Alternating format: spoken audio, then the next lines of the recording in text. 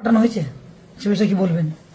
দেখেন, এটা আমার মনে হয় দেশের লজ্জা, বাঙালির লজ্জা, ভারতবর্ষের লজ্জা যে আমি একজন প্রতিনিধি, জয়পুর বিধায়কের বিধায়ক, এবং আমার 2002 সালে নাম আছে, 2025 নাম আছে।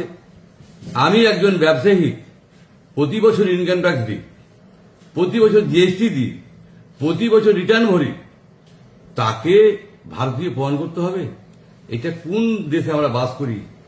গণতন্ত্র দেশে না রাজতন্ত্র দেশে? যদি আমাকে পরিচয় দিতে, সাধারণ মানুষকে কি করছে?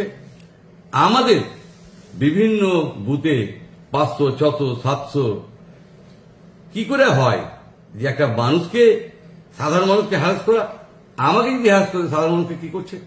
আমার কাছে সব ডকুমেন্ট আছে, আমার কাছে আছে সার্টিফিকেট, আমার কাছে আছে প্যান কার্ড, আমার কাছে আছে পাসপোর্ট, আমার কাছে আছে আমি ভারতীয় যে জন্ম নিয়েছি, আমার বাবা মা 32 সালের দলিল আছে, আমার বাবার নামে দলিল আছে, আমার দাদুর নামে দলিল আছে, আমার নামে দলিল আছে, আমাদের সমস্ত গণগোষ্ঠীর নামে আছে।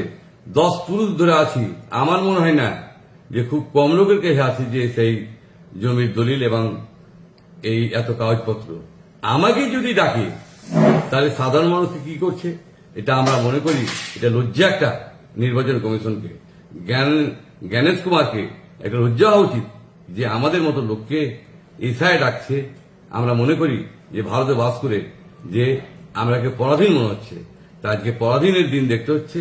আমরা চাই যদি আমাকে ডাকে, সাধারণ মানুষকে কিভাবে হ্যারাস করছে, এবং নিজে এআই কি করে করেছে জানি না, এআই কেন ভুল আসবে? আপনারা দেখছেন 2025 নাম ঠিক আছে, 2002 নাম ঠিক আছে। আপনারা দেখছেন আমার এখানে এমএলএ কার্ড আছে, আমার এখানে ভোটার কার্ড আছে।